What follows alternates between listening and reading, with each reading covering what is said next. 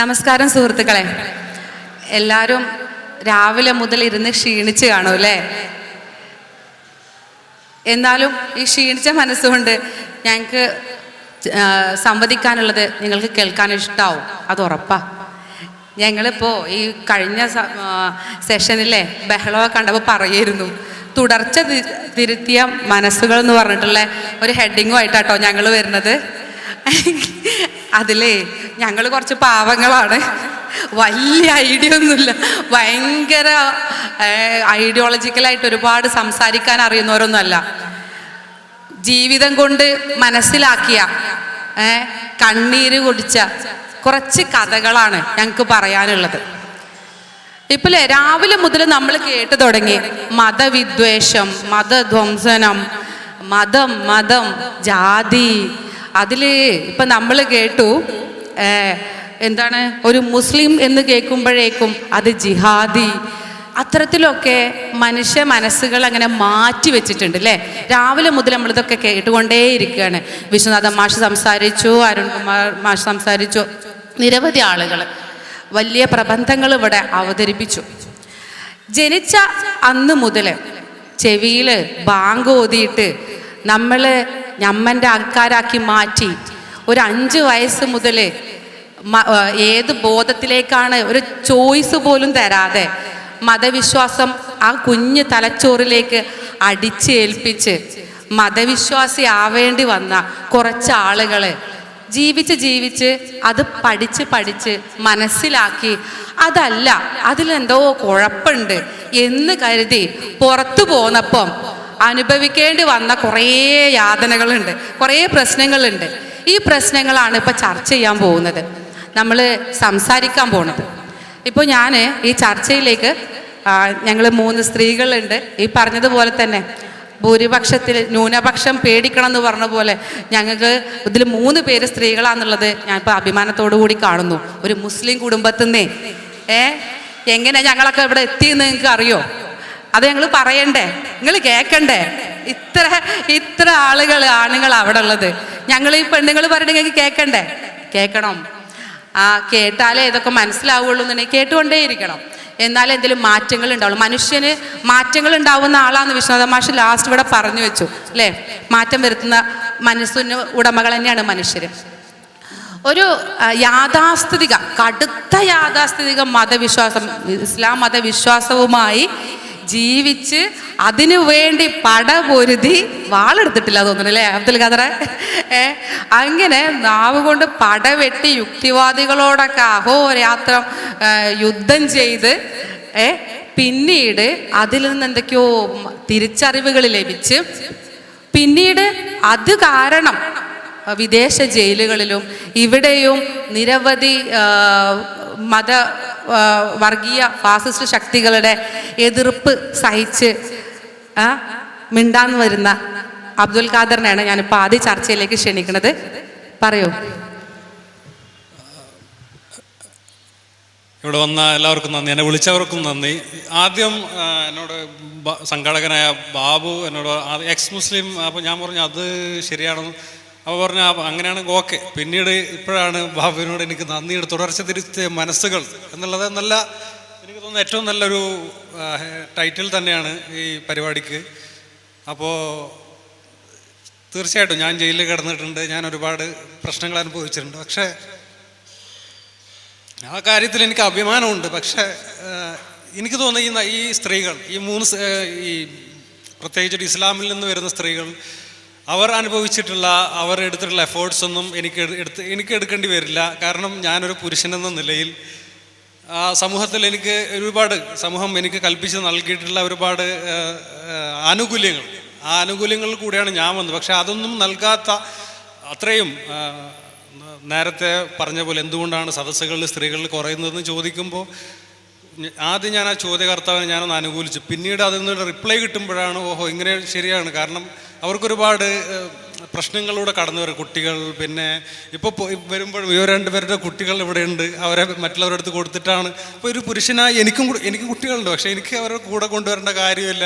അപ്പോൾ അപ്പോൾ അത്രയും കഷ്ടങ്ങളൊക്കെ കടന്നുകൊണ്ട് വരുന്ന സ്ത്രീകൾ അവരാണ് നമ്മളെക്കാളൊക്കെ കൂടുതൽ അംഗീകാരവും അഭിനന്ദനവും ഒക്കെ അർഹിക്കേണ്ടത് എന്നുള്ളത് ഒരു കാര്യം. അതൊരു സത്യമായ കാര്യമാണ്. നമ്മളത് അവരെ കൂടുതൽ പ്രോത്സാഹിപ്പിക്കുകയും അവർക്ക് കൂടുതൽ അതുമായിട്ട് ബന്ധപ്പെട്ട് അവർ അംഗീകരിക്കുകയും ചെയ്യണം.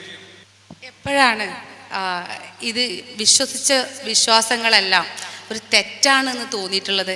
ഏത് നിമിഷമാണ്? ആ സമയത്ത് തോന്നിയിട്ടുള്ള മാനസിക സംഘർഷങ്ങളൊക്കെ എന്തായിരിക്കും?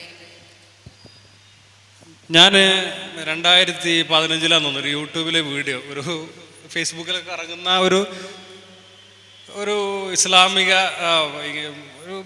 ഒരുത്തൻ്റെ വീഡിയോ കണ്ടിട്ടാണ് ഞാൻ ഫ്രീ തിങ്കറിലേക്ക് വരുന്നത്. വന്ന് കണ്ടപ്പോൾ ഇസ്ലാമിനെ ഇങ്ങനെ വല്ലാതെ ആക്രമിക്കുന്നു. അപ്പോൾ അതിനെ പ്രതിരോധിക്കാൻ വേണ്ടിയിട്ട്, കാരണം ഈ ഒരു മുസ്ലിമായി എനിക്ക് അങ്ങനെ ഗ്രന്ഥങ്ങളുടെ അർത്ഥമൊന്നും അറിയില്ല. അപ്പോൾ ഞാൻ പിന്നീട് ഗ്രന്ഥങ്ങളിലൊക്കെ ആഴ്ന്നിറങ്ങി അങ്ങനെയൊക്കെ നോക്കുമ്പോൾ ഇതൊക്കെ ശരിയാണല്ലോ. കാരണം നീതിമാനായ പുണ്യപുരുഷനായ നമ്മുടെ ആരാധനാ പാത്രങ്ങൾ അങ്ങനെ അല്ലായിരുന്നു എന്ന് തിരിച്ചറിയുമ്പോൾ അതുകൊണ്ടാണ് ഞാനെന്തുകൊണ്ടാണ് മതം വിട്ടെന്ന് ചോദിച്ചാൽ ഒരു മതക്കാരോടുള്ള ദേഷ്യം കൊണ്ടൊന്നുമില്ല, അതിലുള്ള അനീതിയും അക്രമവും അശാസ്ത്രീയമായ കാര്യങ്ങളൊക്കെ കൊണ്ടിട്ട് അപ്പോൾ എനിക്ക് അതിനോട് അനുകൂലിക്കാൻ കഴിഞ്ഞില്ല.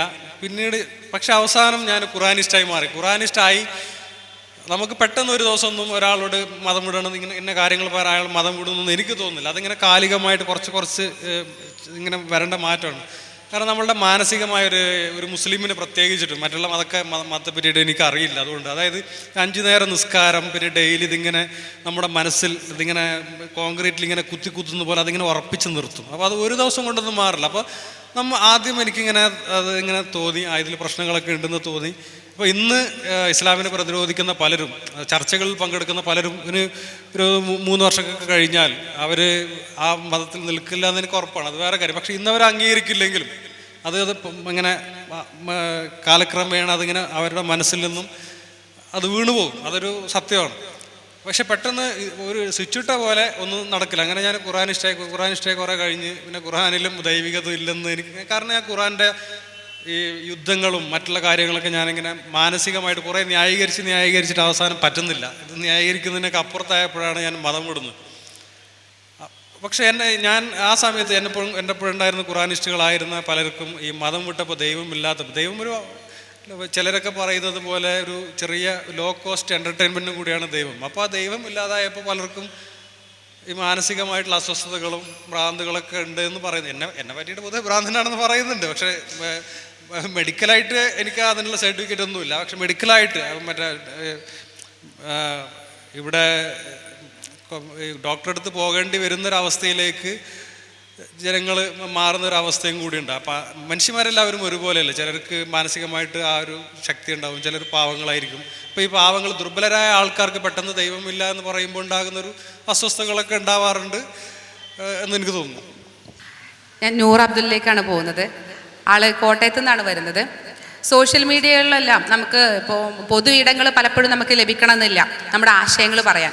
പലപ്പോഴും സോഷ്യൽ മീഡിയയിൽ വ്യക്തമായ തൻ്റെ നിലപാടുകൾ ശക്തമായി പറയാൻ ഒരു മുസ്ലിം കുടുംബത്തിൽ നിന്ന് വരുന്ന ഒരു സ്ത്രീക്ക് സാധിക്കുന്നുണ്ടെങ്കിൽ അവരെ അടിസ്ഥാനം അത്രത്തോളം ശക്തമായിരിക്കും എന്നുള്ളത് സത്യമാണ്. ഒരു നൂർ അബ്ദുൽ ഒരു പ്രവാസിയായിരുന്നു, ഒരു വീട്ടമ്മയാണ്.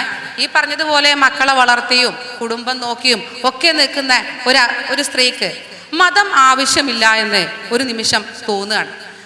സ്വയം ബോധം വരുന്നൊരു സമയത്ത് ഇതൊന്നും ആവശ്യമില്ല എന്ന് ആ സ്ത്രീക്ക് വരെ തോന്നിയിട്ടുണ്ട് എങ്കിൽ, അവരത് വിജയകരമായി ആ ജീവിതം മുന്നോട്ട് നയിക്കുന്നുണ്ട് എങ്കിൽ ഇതിനൊരു ആവശ്യകത ഇല്ലല്ലോ. ഇതിനൊരു ആവശ്യമില്ല എന്ന് അവരുടെ ലളിതമായ ജീവിതത്തിൽ തന്നെ നമുക്ക് പറഞ്ഞു തരികയാണ്. നൂർ അബ്ദുലിലേക്ക് പോവാം. എല്ലാവർക്കും നമസ്കാരം. ഇവിടുത്തെ ടൈറ്റിൽ തുടർച്ച തിരുത്തിയ മനസ്സുകളെന്നാണ്.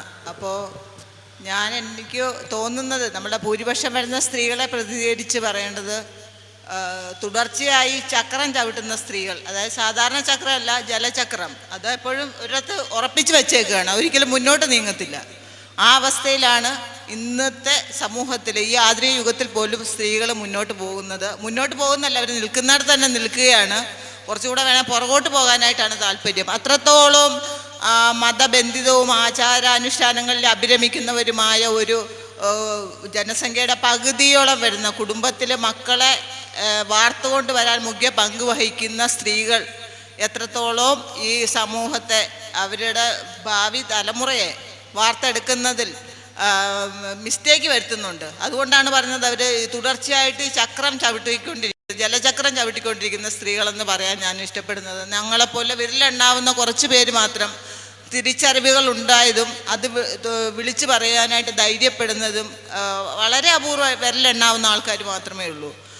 നമ്മുടെ ധാരണകളൊക്കെ ദൈവത്തെക്കുറിച്ചും മതത്തെക്കുറിച്ചും ഒക്കെ നമുക്കുണ്ടായിരുന്ന ധാരണകളൊക്കെ തെറ്റിദ്ധാരണകളാണെന്ന് വ്യക്തമാകുമ്പോൾ അത് നമ്മളുടെ അതിജീവനത്തിനും സുരക്ഷിത ജീവിതത്തിനുമൊക്കെ മൗനമായിട്ടിരിക്കുകയാണ് ഭേദമെന്ന് കരുതാതെ ആർക്കെങ്കിലുമൊക്കെ ഒരു മാറ്റം വരുന്നെങ്കിൽ ഈ സമൂഹത്തിൽ എൻ്റെ അനുരണനങ്ങൾ ഉണ്ടാകുകയാണെങ്കിൽ ഉണ്ടാകട്ടെ എന്ന് വെച്ച് മാത്രമാണ് നമ്മളിങ്ങനെയുള്ള വേദികളിൽ അവർ വിളിക്കുമ്പോൾ ബുദ്ധിമുട്ടുകൾ സഹിച്ചും.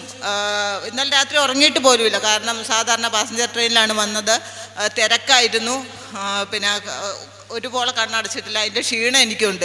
അതിൻ്റെ കൂടെയാണ് നിങ്ങളെല്ലാവരും കൂടെ ഈ പിന്നെ ഇത്രയും ഗൗരവമല്ലാത്ത പിന്നെ സങ്കീർണമല്ലാത്ത ഒരു വിഷയത്തിൽ ഞങ്ങൾക്ക് തോന്നുന്ന കാര്യങ്ങൾ, മനസ്സിൽ വന്ന കാര്യങ്ങൾ മാത്രം സംവദിക്കാനാണ് വന്നത്. അല്ലാതെ ആധികാരികമായ വലിയ ഗൗരവമായ വിഷയങ്ങളൊന്നും ചർച്ച ചെയ്യാനായിട്ട് ആഗ്രഹിക്കുന്നില്ല. പിന്നെ എന്താണ്, ഈ സ്ത്രീകളുടെ ഏത് വിഭാഗത്തിലാണെങ്കിലും സമുദായത്തിലാണെങ്കിലും അവരാണ് ഇതിൻ്റെ അന്ധവിശ്വാസത്തിൻ്റെയും അനാചാരത്തിൻ്റെയും പതാകവാഹകരായി മുന്നോട്ട് പോയിക്കൊണ്ടിരിക്കുന്നതും കൂടുതൽ അതിലേക്ക് നിമഗ്നരായിക്കൊണ്ട് ഒരു പുരോഗമനത്തിൻ്റെ ലക്ഷണങ്ങളും കാണിക്കാതെ അവർ പുരോഗമനമായിട്ട് ജീവിക്കുന്നുണ്ട്. അവരുടെ വേഷധാരണത്തിലും പിന്നെ സുഖലോലുപതയിലും ഒക്കെ അവർ പുരോഗമനം കൊണ്ടുവരുന്നുണ്ടെങ്കിലും ചിന്താതലം, തലച്ചോറ് അതെല്ലാം പഴയ മുത്തശ്ശിമാരെക്കാൾ പുറകിലേക്ക് പോയിക്കൊണ്ടിരിക്കുകയാണ്. അതിൻ്റെ ഒരു രക്തബന്ധങ്ങൾക്ക് പോലും അവർ പ്രാധാന്യം കൊടുക്കുന്നില്ല എന്ന് മാത്രമല്ല, നമ്മളെ ഒറ്റപ്പെടുത്താനും നമ്മൾക്ക് ജീവിതത്തിൽ ദുർഘടങ്ങൾ, ദൈവവിശ്വാസം ഇല്ലാത്തത് കൊണ്ടും മതവിശ്വാസം ഇല്ലാത്തത് കൊണ്ടും കൂടുതൽ ദുർഘടങ്ങളിലേക്ക് പോകുവാൻ പോലും പ്രാർത്ഥിക്കത്തക്ക രീതിയിൽ അവരിലെ മാതൃഭാവം, എല്ലാവരും പറയുമല്ലോ ഒരു ഡിമാൻഡും ഇല്ലാത്ത സ്നേഹമാണ് പിന്നെ മാതൃസ്നേഹമെന്ന്. അങ്ങനെയുള്ള അമ്മ പോലും നമ്മൾ മതത്തിനെതിരെ സംസാരിക്കുമ്പോൾ, അല്ലെ നമ്മൾക്ക് ബോധ്യമായ കാര്യങ്ങൾ, നമ്മളുടെ യുക്തിക്ക് നിരക്കാത്ത കാര്യങ്ങൾ, അന്ധവിശ്വാസങ്ങൾ, അനാചാരങ്ങൾ, ഇതൊക്കെ സാമാന്യ ബുദ്ധിയുള്ള ഏത് മനുഷ്യർക്കും തലച്ചോറിൽ ചോദ്യചിഹ്നം ഉയർത്തുന്നതാണ്. അത് ചോദിച്ചു പോകുമ്പോൾ അതിൽ നീരസം പ്രകടിപ്പിക്കുന്നു. പിന്നീട് അവർ പറയുന്ന ആചാരങ്ങൾ നമ്മൾ ചെയ്യാതെ വരുന്നു.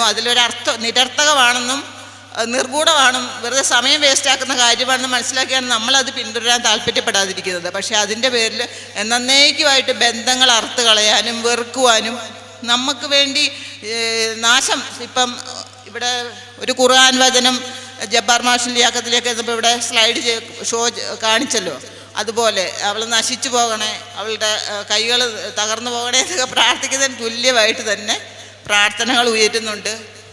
അതൊന്നും നമുക്കത് കെയർ ചെയ്യാത്തത് കൊണ്ട് അതിലൊന്നും ചിരിയാണ് അങ്ങനെയൊക്കെയുള്ള കാര്യങ്ങൾ കേൾക്കുന്നത്. കാരണം ഈ സമൂഹത്തെ, ഈ മനുഷ്യകുലത്തിൻ്റെ എല്ലാ ഉയർച്ചയ്ക്കും പുരോഗതിക്കും വിഘാതമായിട്ട് നിൽക്കുന്ന ഇങ്ങനെയുള്ള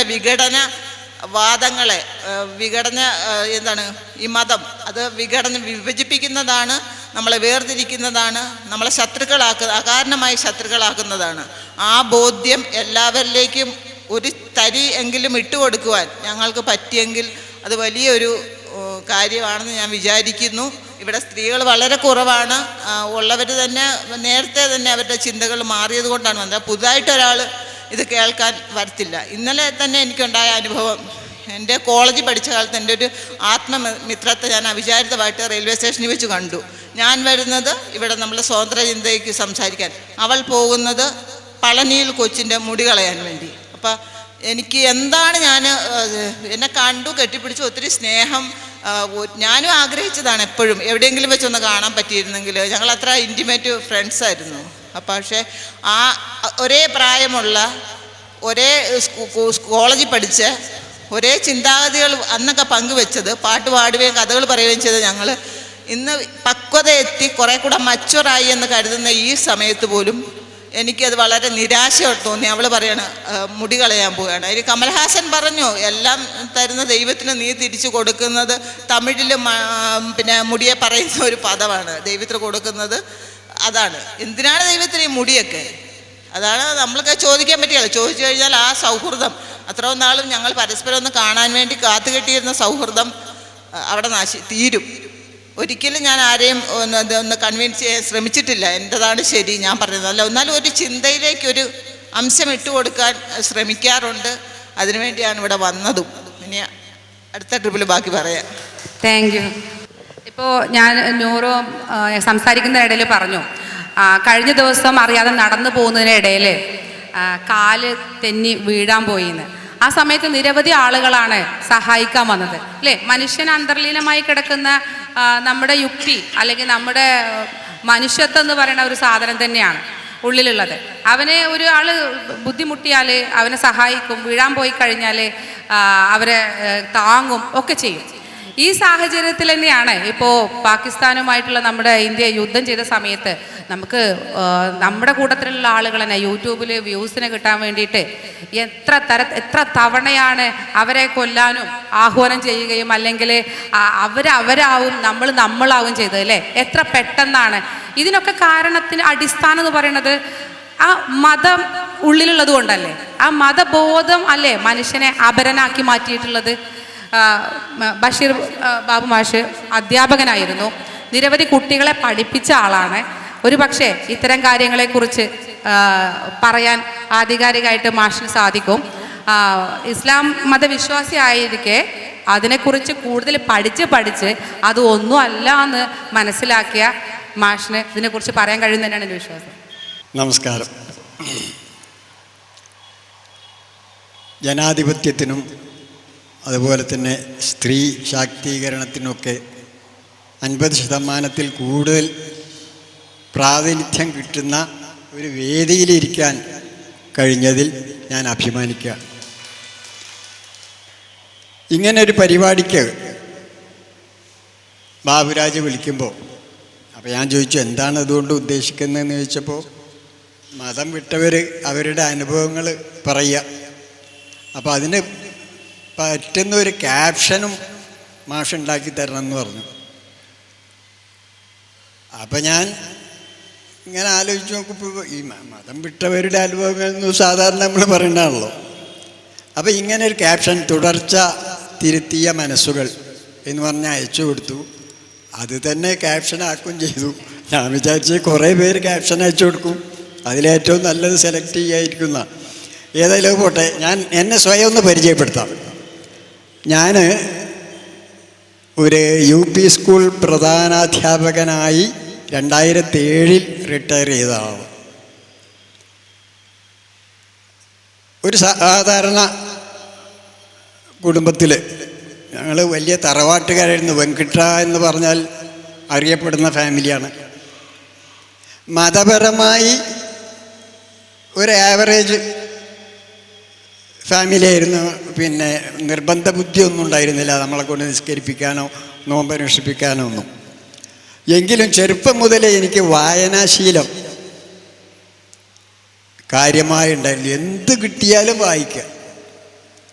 അത് ഇന്നതായിക്കൊള്ളണമെന്നില്ല, കിട്ടുന്നതൊക്കെ വായിക്കുന്നൊരു ശീലം. അങ്ങനെ പിന്നെ ഞാൻ പറഞ്ഞല്ലോ, മതപരമായിട്ട് ഇപ്പോൾ നമ്മുടെ മൂത്ത പെങ്ങളെ കല്യാണം കഴിച്ചത് ഒരു ജമാഅത്തെ ഇസ്ലാമിയുടെ ആളാണ്. അറിയപ്പെടുന്ന ഒരു പ്രസ്ഥാന പ്രവർത്തകനായിരുന്നു അദ്ദേഹം. അതുകൊണ്ട് തന്നെ ആ കെയർ ഓഫിൽ ഈ പ്രബോധനം പത്രം, IPH പ്രസിദ്ധീകരണങ്ങൾ, ഇസ്ലാമിക് പബ്ലിഷിംഗ് ഹൗസ് പ്രസിദ്ധീകരിക്കുന്ന ലഘുലേഖകൾ, ഇതൊക്കെ മൗലാന മൗദൂദിയുടെ സാഹിത്യങ്ങൾ, ഇതൊക്കെ ഇങ്ങനെ വീട്ടിൽ വരും. അതുമൊക്കെ ഞാൻ വായിക്കും.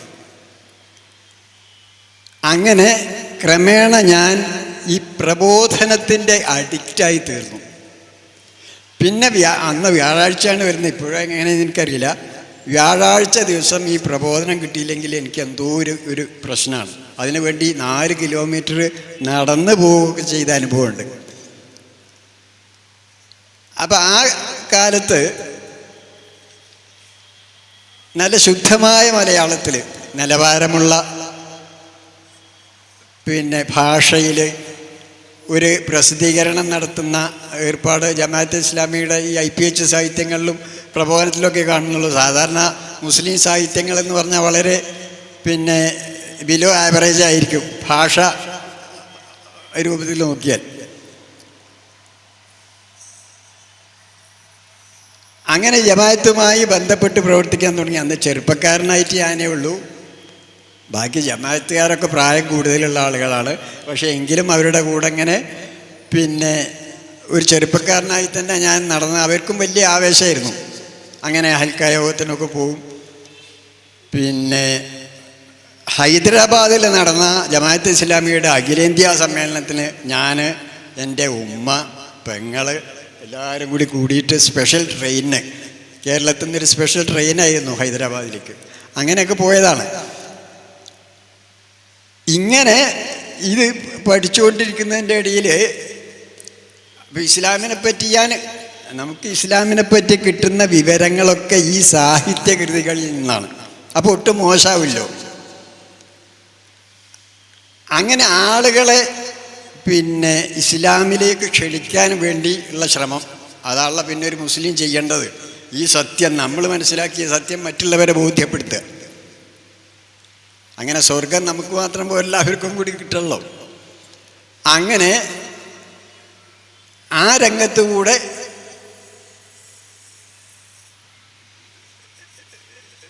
അവരെ കൂടി സ്വാധീനിക്കാൻ പറ്റുന്ന രൂപത്തിൽ ഇത് അവതരിപ്പിക്കാൻ കുറച്ചുകൂടി ആഴത്തിൽ ഇത് പഠിക്കണമെന്നും മറ്റ് മതങ്ങളെപ്പറ്റി കൂടി, അതായത് ബൈബിള്, വേദങ്ങൾ, ഇതുമൊക്കെ മനസ്സിലാക്കണം എന്നും വിചാരിച്ച് അതും പഠിക്കാൻ ശ്രമിച്ചു ഞാൻ.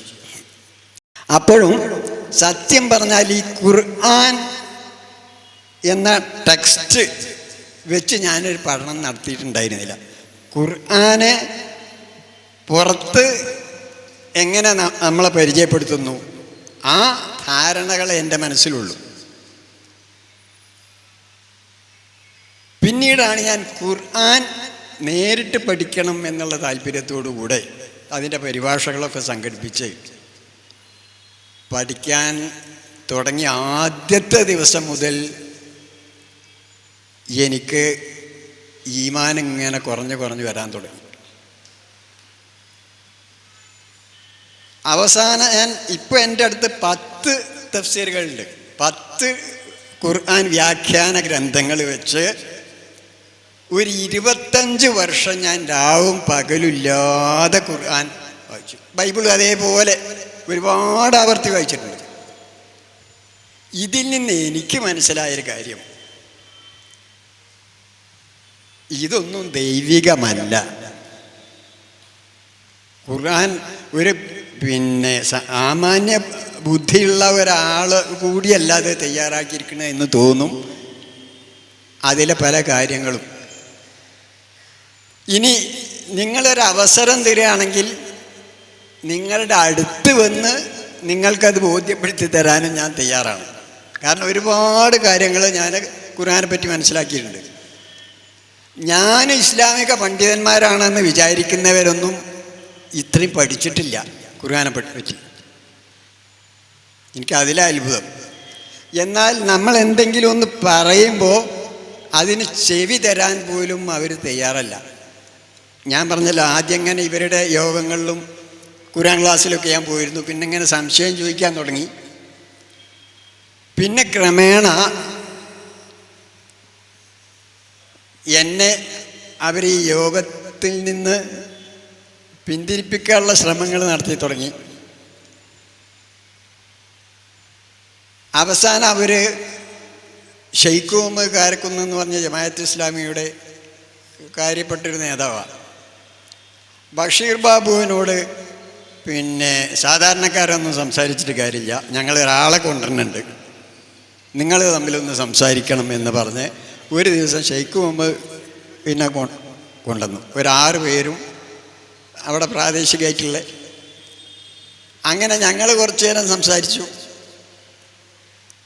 പക്ഷേ എൻ്റെ ഖുർആനെ പറ്റിയുള്ള ഞാൻ ആദ്യം തന്നെ ചോദിച്ച ഖുർആൻ്റെ ആദ്യത്തെ പ്രതി, ഖുർആൻ ക്രോഡീകരിച്ചത് അബൂബക്കർ സിദ്ദീഖിൻ്റെ കാലത്താണ്. സയ്യിദ് ബിൻ സാബിത്ത് എന്ന് പറഞ്ഞ ഒരു അൻസാരി നബിയുടെ എഴുത്തുകാരനാണ് അത് ക്രോഡീകരിക്കുന്നത്. ആ ഖുർആൻ്റെ ആ പതിപ്പ് ഇന്ന് ലോകത്തുണ്ടോ എന്ന് ചോദിച്ചതോടുകൂടെ തന്നെ ഇയാൾക്ക് അസുഖം മനസ്സിലായി. പിന്നെങ്ങനെ മാഷക്ക് ദൈവവിശ്വാസം ഉണ്ടോ എന്ന് ചോദിച്ചിട്ടുള്ളൂ. അപ്പോൾ ഞാൻ പറഞ്ഞു, ദൈവവിശ്വാസം സത്യം പറഞ്ഞാൽ ദൈവവിശ്വാസം ഇല്ല. അപ്പോൾ എന്നാൽ പിന്നെ മാഷോട് ഖുർആനെ പറ്റി ചർച്ച ചെയ്തിട്ട് കാര്യമില്ല എന്ന് പറഞ്ഞ് ആളെ എഴുന്നേറ്റ് പോയി. പിന്നെ അതേപോലെ ഈ 19 അത്ഭുതം നിങ്ങൾക്കറിയാലോ. ഡോക്ടർ റഷാദ് ഖലീഫ എന്ന് പറഞ്ഞൊരാൾ ഖുർആനിലുണ്ട്, മറ്റേ അലൈഹ തിസ്അത്ത അശറ, അതിന്മേൽ 19 ഉണ്ട് എന്നൊരായത്തുണ്ട്. അത് സാധാരണ നരകത്തെക്കുറിച്ച് പറയുന്ന ഒരു ആയത്താണ്. നരകത്തിന് 19 കാവൽക്കാരുണ്ട് എന്നാണ് അതിന് വ്യാഖ്യാതാക്കളൊക്കെ അർത്ഥം പറയാറ്. ഈ ഡോക്ടർ റഷാദ് ഖലീഫ ഇത് കമ്പ്യൂട്ടറിന് വിധേയമാക്കി പരിശോധിച്ചപ്പോൾ ഖുർആനിൽ മൊത്തത്തിൽ 19 ഒരു ഇൻ്റർലിങ്ക് ഉണ്ട് എന്ന് കണ്ടുപിടിച്ചു. ഖുർആനിലെ മൊത്തം 114 അധ്യായങ്ങളാണ്. അത് കൃത്യമായി 19 ഗുണിതങ്ങളാണ്, ശിഷ്ടം വരാത്ത ഗുണിതങ്ങൾ. അതേമാതിരി അതിൻ്റെ ആയത്തുകളിൽ ആദ്യത്തെ ആയത്ത് ഫാത്തിഹ സൂറത്തിൻ്റെ തുടക്കത്തിലുള്ള ബിസ്മില്ലാഹിർ റഹ്മാൻ റഹീം, അതിലുള്ള ഇസ്മ, അള്ളാഹു, അർ റഹ്മാൻ, അർ റഹീം, ഇതൊക്കെ 19 ശിഷ്ടം വരാത്ത ഗുണിതങ്ങളാണ്. പിന്നെ ഖാഫ് എന്ന സൂറത്തിലെ ഖാഫിൻ്റെ എണ്ണം, ഇങ്ങനെ ഒരുപാട് കാര്യങ്ങൾ 19 ശിഷ്ടം വരാത്ത ഗുണിതങ്ങളാണ് എന്ന് പറഞ്ഞ് ഇയാളൊരു പുസ്തകം ഇറക്കി. ലോകത്തുള്ള എല്ലാ മുസ്ലിം പ്രസിദ്ധീകരണങ്ങളും അത് ഏറ്റുപിടിച്ചു. നമ്മുടെ മറ്റേ ഒരു അന്തർദേശീയ വ്യക്തിത്വമുള്ള ഒരാളുണ്ടല്ലോ, മറ്റേ ക്രിസ്ത്യാനികളായിട്ടൊക്കെ ഡിബേറ്റ് നടത്തുന്ന ദീദാത്ത്, അഹമ്മദ് ദീദാത്തൊക്കെ അതിൻ്റെ പ്രചാരകനായിരുന്നു. ഇത് കണ്ടപ്പോൾ ഞാനും തന്നെ ഇത് പ്രബോധനത്തിൽ ഇങ്ങനെ സ്ഥിരമായി വന്നപ്പോൾ എനിക്കും തന്നെ പിന്നെയും ഇങ്ങനെയാണെങ്കിൽ ഇതിൽ എന്തുകൊണ്ടല്ലോ, ഇത് ഇവരവതരിപ്പിക്കുന്നത് എങ്ങനെയെന്ന് വെച്ചാൽ നബിക്ക് പോലും അറിയാത്ത ഒരു സത്യം, 19 ഈ അത്ഭുതം നബിക്ക് അറിയുമായിരുന്നെങ്കിൽ നബി അന്ന് പറയലോ. നബിക്ക് പോലും അറിയാത്തൊരു കാര്യം പിന്നീട് ശാസ്ത്രം പുരോഗമിക്കുമ്പോൾ കമ്പ്യൂട്ടർ യുഗത്തിൽ മനുഷ്യൻ കണ്ടുപിടിക്കട്ടെ എന്ന് കരുതി അള്ളാഹു ഒളിപ്പിച്ചു വെച്ചതാണ് എന്നൊക്കെ പറഞ്ഞാണ് ഇതിന് അവതരിപ്പിച്ചിരുന്നത്. അങ്ങനെ മലയാളത്തിൽ ഖുർആനും കമ്പ്യൂട്ടറും എന്ന് പറഞ്ഞൊരു പുസ്തകം നമ്മുടെ ഡോക്ടർ കമാൽ പാഷ പുറത്തിറക്കി. ഞാൻ ഈ പുസ്തകം വായിച്ചപ്പോൾ ഇതാണ് സംഗതി. ഞാൻ കൃത്യമായി ഇരുന്ന് ഇത് പരിശോധിച്ചു. ആദ്യം തന്നെ നോക്കിയത് അള്ളാഹു, അത് 19 ഗുണിതമാണോ? അതിന് ആദ്യത്തെ ആയത്ത് മുതൽ അവസാനത്തെ ആയത്ത് വരെ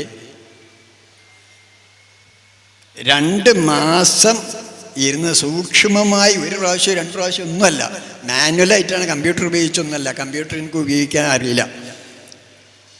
പരിശോധിച്ച് ഞാനൊരു ചാർട്ട് ഉണ്ടാക്കി. അപ്പോൾ ഇത് 19 ഗുണിതമല്ല, അതിനേക്കാൾ 7 കൂടുതലുണ്ട് അള്ളാഹുന്ന്. പിന്നെ അതേമാതിരി ഇസ്മ, അർ റഹ്മാൻ, അർ റഹീം, ഇതൊക്കെ പരിശോധിച്ചപ്പോൾ അതിൽ ഇസ്മ എന്നുള്ളത് മാത്രം ശരിയുണ്ട്, അത് 19 ഗുണിത, ബാക്കിയൊക്കെ തെറ്റാണ്. ഇതൊക്കെ കൃത്യമായി ഞാൻ ചാർട്ട് ഉണ്ടാക്കി ഞാനത് പരിശോധിച്ചു, തെറ്റാണെന്ന് ബോധ്യപ്പെട്ടു എന്ന് പറഞ്ഞാൽ നിങ്ങൾ അംഗീകരിച്ചോളണമെന്നില്ലല്ലോ, അത് മാഷക്ക് തെറ്റിയിട്ടുണ്ടാവും. അപ്പം ഞാൻ കൃത്യമായി ആദ്യത്തെ ഫാത്തിഹ സൂറത്തെ 1-ാം അധ്യായം അതിൽ 1-ാമത്തെ ആയത്ത്, അതിലെത്ര അള്ളാഹു, അർ റഹ്മാൻ, അർ റഹീം, ഇസ്മ, ഇങ്ങനെ 6236 ആയത്തുകളുടെയും പട്ടിക ഉണ്ടാക്കി. അതായത് സംശയമുള്ള ഒരാൾക്ക് പെട്ടെന്ന് 5 മിനിറ്റ് കൊണ്ട് പരിശോധിച്ച് എണ്ണിക്കണക്കാക്കാവുന്ന രൂപത്തിൽ ശരിപ്പെടുത്തി. എന്നിട്ട് അപ്പം നോക്കുമ്പോൾ ഞാൻ തന്നെ അന്തം വിട്ടു. ഇത്രയും വലിയൊരു നുണ ലോകത്ത് എത്ര പെട്ടെന്നാണ് പ്രചരിച്ച് നോക്കണം. ഞാൻ ഈ ഡോക്ടർ കമാൽ പാഷക്ക് വിളിച്ചു. അപ്പം ഞാൻ വിളിച്ചു, അദ്ദേഹവുമായി സംസാരിച്ചു എന്നതിനുള്ള സാക്ഷികൾ വേണം എന്നുള്ളതിൽക്ക് 2 പേരെൻ്റെ അടുത്ത് കൊണ്ടുവന്നിരുത്തി. എന്നിട്ട് കമാൽ പാഷയുടെ നമ്പർ സംഘടിപ്പിക്കാൻ അദ്ദേഹത്തിന് 2 ഭാര്യമാരാണ്. അപ്പോൾ 2 വീട്ടിലെ നമ്പർ, അന്ന് ഈ മൊബൈലൊന്നും ഇതുപോലെ ആയിട്ടില്ല, ഒക്കെ പിന്നെ വീട്ടിലുള്ള സാധാരണ ഫോണാണ്. അങ്ങനെ 2 നമ്പർ കിട്ടി. ഭാഗ്യത്തിന് ആദ്യം വിളിച്ച നമ്പർ തന്നെ പുള്ളിക്കാരനെ കിട്ടി. അപ്പോൾ ഞാൻ പറഞ്ഞു, നിങ്ങളുടെ ഖുർആനും കമ്പ്യൂട്ടറും എന്ന് പറഞ്ഞൊരു പുസ്തകം ഞാൻ വായിച്ചു, അതിൽ പറഞ്ഞ കാര്യങ്ങൾ ഒക്കെ തെറ്റാണല്ലോ, ഞാനത് കൃത്യമായി ചാർട്ട് ചെയ്ത് വെച്ചിട്ടുണ്ട്, നിങ്ങളെയും ബോധ്യപ്പെടുത്താൻ തയ്യാറാണ്. അപ്പോൾ ഇയാൾ ഒരുപാട് ഇങ്ങോട്ട് എന്നോട് ചോദ്യം ചെയ്തു, നിങ്ങളെല്ലാ വിസ്മികളും കൂട്ടിയോ ആയത്തായി പരിഗണിച്ചോ, അങ്ങനെ ചെയ്തോ ഇങ്ങനെ ചെയ്തോ എന്നൊക്കെ ചോദിച്ചു. എൻ്റെ അറിവും കൂടി ഒന്ന് പരിശോധിക്കാൻ വേണ്ടി അതിനൊക്കെ ഞാൻ മറുപടി പറഞ്ഞിട്ട് ഞാൻ പറഞ്ഞു, ഇനി ആ വിസ്മികളൊക്കെ കൂട്ടിയിട്ട് ആയത്താക്കി പരിശോധിക്കുകയാണെങ്കിൽ നിങ്ങളുടെ ഈ പിന്നെ ഇത് തെറ്റും. ഇപ്പം തന്നെ തെറ്റിപ്പോയി, അതിൽ കൂടുതൽ തെറ്റ് ചെയ്യുക. പിന്നെ ഇയാൾ മിണ്ടണില്ല ഫോണിൽ. അപ്പോൾ ഞാൻ പറഞ്ഞു, ഖുർആനെപ്പറ്റി ഒരു കാര്യം, ഒരു പുസ്തകമൊക്കെ പ്രസിദ്ധീകരിക്കുമ്പോൾ അതിൽ പറയുന്ന കാര്യം ശരിയാണോ എന്ന് പരിശോധിക്കേണ്ട ഒരു ബാധ്യത നിങ്ങൾക്കില്ലേന്ന് ചോദിച്ചു. അത് മൂപ്പർക്ക് ഇഷ്ടപ്പെട്ടില്ല. അപ്പോൾ പറഞ്ഞു, ഞാനത് പരിശോധിച്ചിട്ടൊന്നുമില്ല, ഞാൻ കോഴിക്കോട് ഇസ്ലാമിക് യൂത്ത് സെൻറ്ററിൽ പോയി അവിടെ ലൈബ്രറിയിൽ നിന്ന് ഡോക്ടർ റഷാദ് ഖലീഫയുടെ ഒരു പുസ്തകം എടുത്ത് അത് ട്രാൻസ്ലേറ്റ് ചെയ്തതാണ്. എന്തോ പെർപെക്ച്വൽ മിറാക്കിൾ ഓഫ് മുഹമ്മദ് എന്നോ മറ്റോ പറഞ്ഞ ആ പുസ്തകത്തിൻ്റെ പേര്. അല്ലാതെ ഞാനത് പരിശോധിച്ചിട്ടില്ല എന്ന് പറഞ്ഞു, കുറ്റസമ്മതം നടത്തിയ ആൾ.